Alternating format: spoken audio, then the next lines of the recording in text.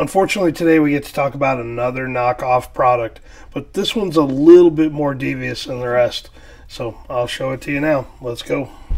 We've unfortunately had to talk about this topic a lot over the last couple of years, ever since the knockoff Edelbrock carburetors started coming online from offshore, because one of the popular questions that I get asked is, can you swap the Annular booster out of the AVS2 carburetor into the older Performer or Thunder series carburetor? And the answer to that is no, and there's a specific reason why to that.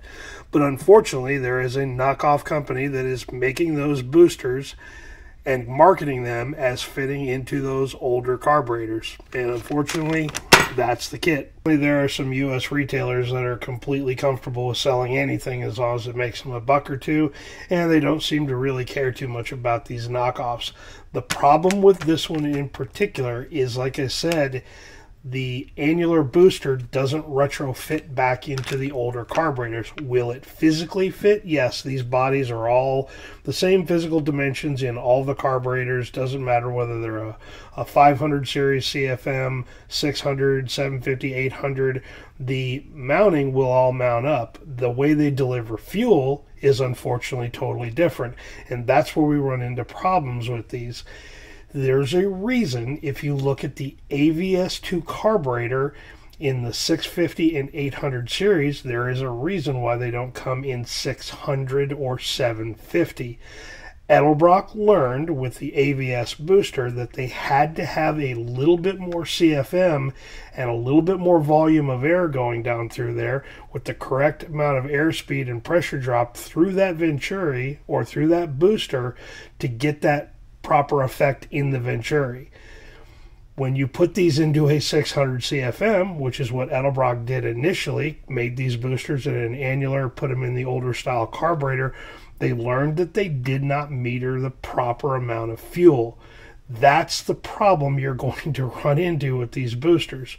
So before we even take a look at these things, you're already setting yourself up for failure. Will they run in the engine? Probably. Will they still idle and maybe cruise down the road okay?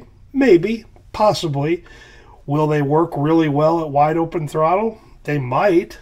But the chances of them not giving a consistent amount of fuel for the air being metered through the carburetor is drastically different, and that's going to be the problem. It's the reason why Edelbrock said, well, it looks like we have to take that 600, boost up the CFM a little bit, give it that more airspeed going through there, and create that Venturi effect or that Bernoulli's principle effect underneath the booster to get the proper amount of fuel delivered through it.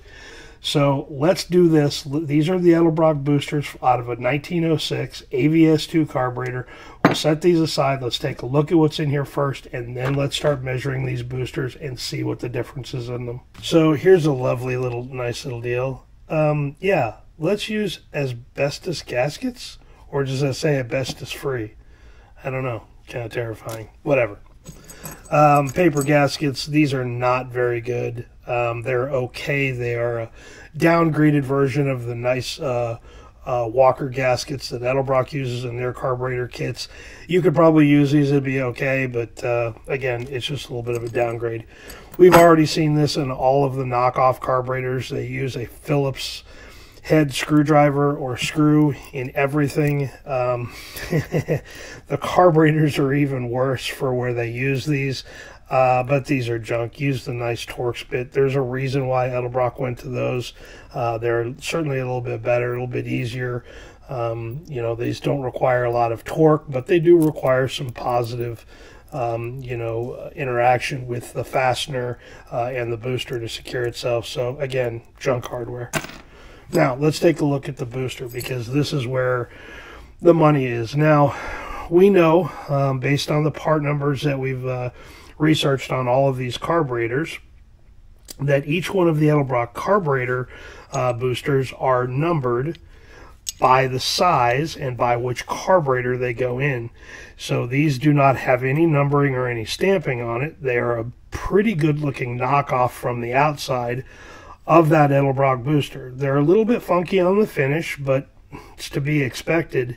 What we need to take a look at is these ports on the outside. We're going to measure those, and eventually I will go ahead and put these in a 600 CFM carburetor.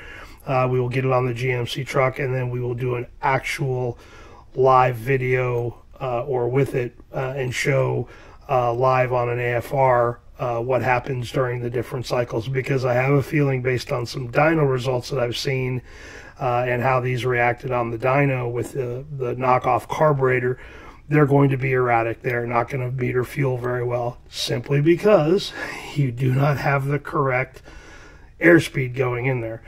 So anyway, let's take a look at these a little more closer. I can already see a couple of things that are a little funny in these, but what do you expect? They're knockoff part. So let's get some paper down so you can see what we're looking at, get a little bit closer, and then we'll break out the tools and start measuring.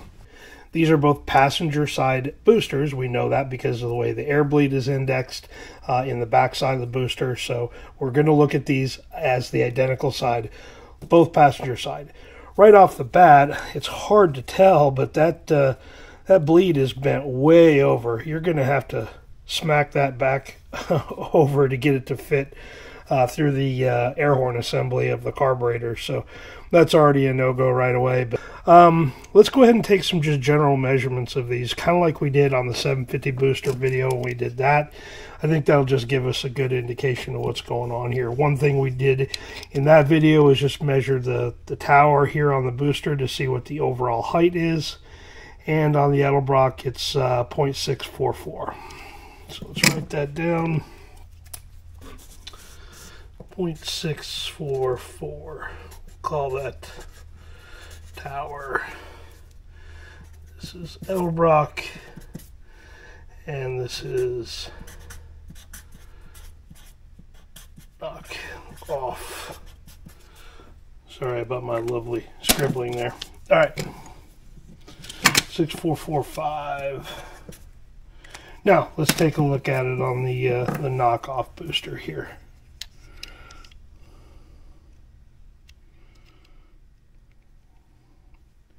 Okay, already we found our first discrepancy between the two. Again, I just don't think that they understand that the height of that booster and where it lies within the venturi is a big indication of how it's going to meter fuel in the carburetor. And having this as a different specification doesn't really bode well for being a knockoff style booster. So the height is already a big red flag. So 6085, we'll write that down. 6085.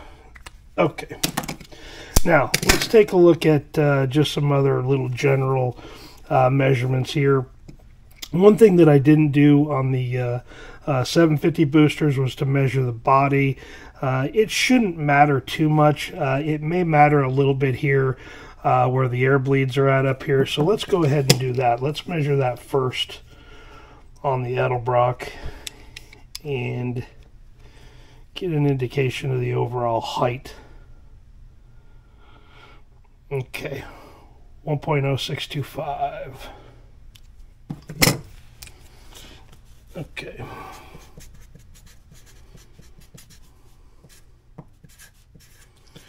That was a 5. So, okay. Now, that's Edelbrock. Let's take a look here on the knockoff booster. Same spot. Now, again, same location, same spot. We're at 1.0580.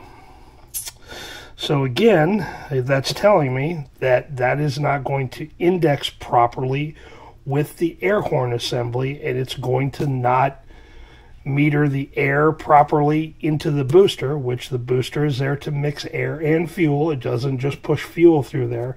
Air is also introduced into the booster at that point as well too. And given that this is a different measurement, well, I'm going to assume that's going to affect the drivability of it when we get to there. So let's go ahead and write that.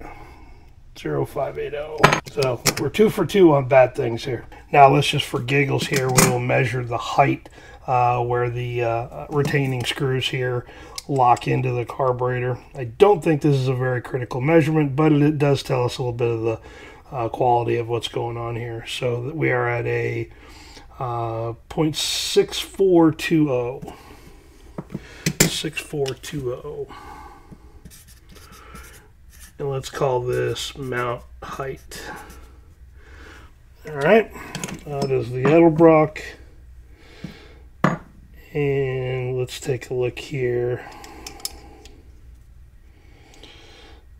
6220 should be the same on both sides.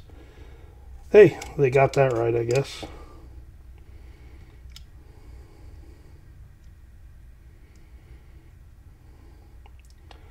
.6220.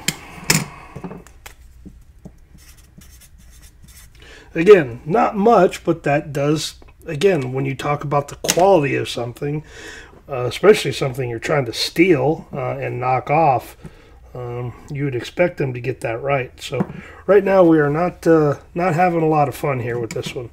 Let's go ahead and just take a look at some characteristics of this, because I think this is going to be important when we look at how this is going to operate within the carburetor. So the underside of this is really where, you know, where the most of this happens. So you've got another port there. We can pin that and measure it.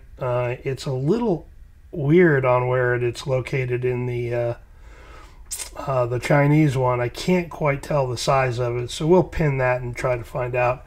One interesting thing that I see here is the pickup for the fuel is different. Remember, this is the Edelbrock one on the left, Chinese on the right. That bottom port is much larger, so let's measure that, and then we'll also measure that jet tube as well. When we look at how these are indexed in there, they are very different. So I am assuming what they did, because these are removable, you can pull these out of here. When Edelbrock does this, those are drilled out, and then they're just tapped in there to the certain height. I say tapped in there, they are done by a machine that sets these 100% of the time in the exact location. That way they can repeat these and do thousands of them at a time, and all the critical dimensions are correct. They have these turned, and what happens with that is, okay, so it does have the correct, one of the correct, it looks like all of them. So what they did is looks like they've tried to copy the whole pattern, but they didn't quite get that into the correct spot. It's twisted, it's wrong. This should be that way probably about a good 90 degrees, maybe a little bit more, 95, 100 maybe. So again, that's going to affect how it's going to pick up fuel. It's not going to pick it up properly. Let's just go ahead and get a pin gauge, and we'll start pinning. Let's do the top side of this one first. It kind of, with my really bad old eyes, looks like that one's a little smaller. Let's get the pins out and find out. Okay, so I know that the Edelbrock main well bleed up here is a 0.33. So we will just verify that. It is snug, and it goes into that bleed. Okay, all good. This one looks smaller. I don't know how much smaller, but like I said, we'll try it and see. So 0.33. No. It's stuck in there a little bit because I've kind of jammed it, but it is not going. So, okay. So it's not a 0.33. So let's take a look. So main well jet is a 0.033. Let's try this on the knockoff. Let's go down to a 3.2 and see what that looks like. Oh, okay. All right, let's try the 3.2. And yeah, that goes in. It is tight. Remember, that's at an angle. That pin should come out straight that hole out of the bottom. At least it's all the way through, but yeah, it's not happy about it. So we know that that main well jet is a 0.032. Again, that is what meters the air, or tells how much air is going to go down from the top side of the carburetor, pulled through to mix with the main well, out the bottom, mix with the fuel, come out the booster. Very, very important that those are the same. So obviously they're not. Let's take a look at the idle jet and see if those are the same. So on the idle jet, on the Edelbrock booster, I know that this is a 0.057. Again, nice and snug. Doesn't have a lot of wiggle room, slop in it. It is very, very tight going through there. There it comes out the bottom. Okay? All right. So we know that the idle jet is a 0.057. All right. Now, let's take a look at the knockoff. That looks significantly smaller. Let us see if the 5.7. No, that's way smaller. Let's go down to a 5.4 and see if that... Nope, not even a 5.4. Go down one more to the 4.9. Okay. Run into a bit of an issue here. It is in there a little bit, and I can see through it. The problem is I think it's a little crooked, or it is not the right size, because it is not allowing that pin gauge to go all the way in there. Let's go down to 4.6. See if we can get past that restriction. Okay. Alright, we get past the restriction with that one, no problem. So, that's what you have to do. I mean, this is a little bit of an investigative process here, where we're just trying to determine where, what the size is here. And really, 4.7's in there, and it's fairly snug, fairly tight. Let's go back one more time to 4.8. I don't know that we tried that one. May have jumped a little too big there too quickly. Let's find out. Nope. Oh, I guess it is. So I think that's close enough, because we tried 4.9, and that was... It's stiff. It's in there. I can barely roll that thing. It goes all the way through, but that restriction in there, I don't know how they managed to do that. But 0.48. Look at the wide difference in that idle jet.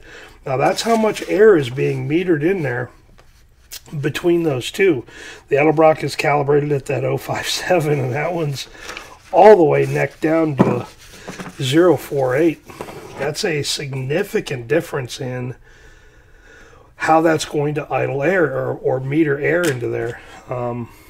Another great big red flag. So far we are batting 1,000, which tells me either two things. Either they're really, really, really bad at knocking that off, or that is a booster out of a different carburetor that they just got and tried it. So let's do that real quick before we go any further, since everything here seems to be just off. Let me pull a booster, passenger side booster, out of an 800 and see if anything starts to match up a little bit. And maybe we can figure out what they tried to knock off. But again, that part number on this package was marketed for the 1406 carburetor and others. So let me try to find a 750 booster, and or excuse me, an 800 booster, and we'll go from there. So here is the booster out of the 800. The reason why I did this is because I wanted to give this a fair shot, and let's take a look and see what they were exactly trying to copy. Now, obviously, the booster for the 800, the body is much larger. If you look at the one for a 500, it's got that big round body to it. So certainly, even though this is a down leg style or straight leg style booster, these are identical in the size in the AVS2. I couldn't find a 500 AVS2 booster easily, but the 800 one I had right away. So we have to make the assumption at this point that this was modeled after the 650 AVS2 carburetor. Now, can we verify that it was not modeled after the 600 Performer Series carburetor?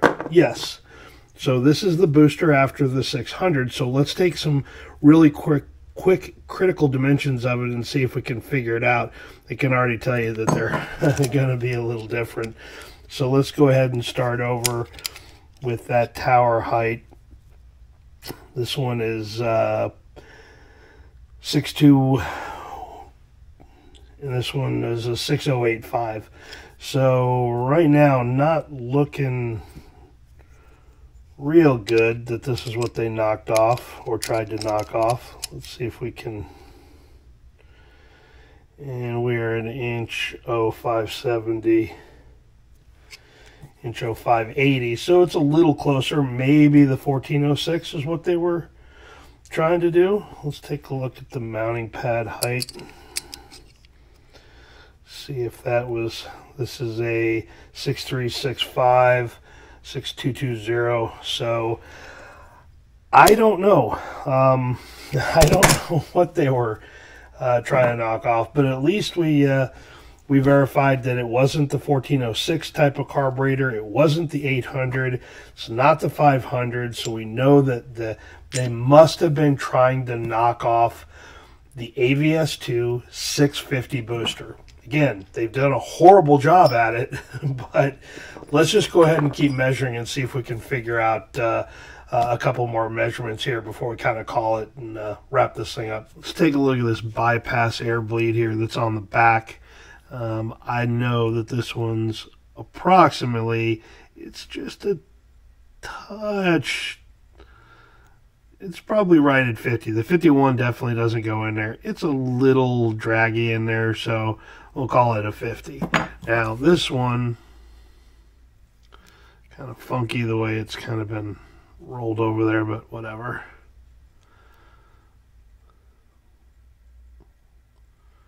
This one, the 50, is not going, so let's take a look at. Feels like it's trying to catch a little bit. Let's see what the 49 looks like.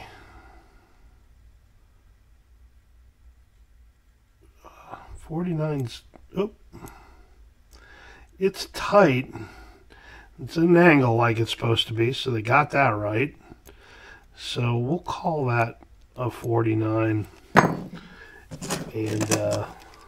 Edelbrock one of 50. Just verify that pin size. I haven't looked at it yet. 49, so we're good.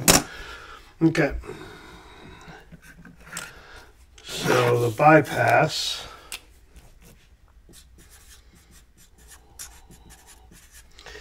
is a 0.050 on the Edelbrock and 0.49. Now, I can keep going on this thing. We can measure other pieces and parts of it. Really doesn't matter at this point. You know, the numbers aren't lying here. Everywhere you look, you know, the bypass isn't that bad. But again, you're trying to determine how much air is entering in there to mix with the fuel. And depending on the circuit it is, you're going to run into some issues with it. Now, again, when you're that tight of a tolerance, is it the end of the world? No, but it does make a difference. And when you're trying to tune based on rods and jets are available, step-up springs, nozzles, accelerator pump arm position, whatever it is you're trying to tune at that point to get right, when you are under the assumption that it was all designed to work together and then it doesn't because you bought these cheap, crappy boosters off of Amazon, you're going to run into some troubles, especially when you get here into something really aggressive like that idle jet being off as far as it was. So, yeah, there's just so much wrong about it, and I can't, for the life of me, figure out what they tried to knock off. We eliminated all of the other variables. It wasn't the, a knockoff of the 1406. It wasn't a knockoff of the 800. Certainly not the 500 body. So I'm at a loss here of how bad those really are.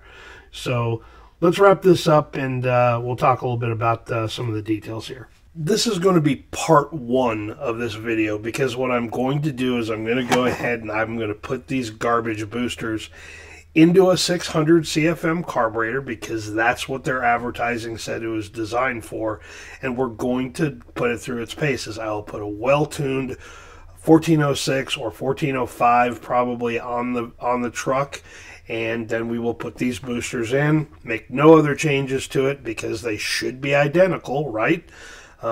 They should be close enough. These boosters are made to fit in that carburetor to give you an annular booster, and we'll see how far off it is when you're in a normal driving condition. So we'll do that one later on this summer when it gets a little bit warm and I've got time for it. It's a no-win situation at this point, so I didn't know that these were going to be that bad. The numbers don't lie. When compared to an actual 650 booster, it's just, don't waste your money on it. So we'll do a part two sometime this summer when I've got time. But if you have any questions on these boosters in general, and trying to convert it, again, that's a very common question I get on the channel is, can you convert an older carburetor to it? And the primary reason why you cannot do that, and it's the reason why Edelbrock, when they made these annular boosters, didn't put them in a 600 CFM carburetor. There wasn't enough CFM and enough airflow and speed and pressure drop to get the annular booster to meter fuel properly in the main metering circuit. So they had to go out and figure it out. And it took them a long time. So that's, again, why you see, not a 600, not a 750, you see a 650-800 with the AVS 2 Series carburetor. So anyway, I'm going to clear this garbage off my bench. If you got any questions, don't hesitate to leave them down below.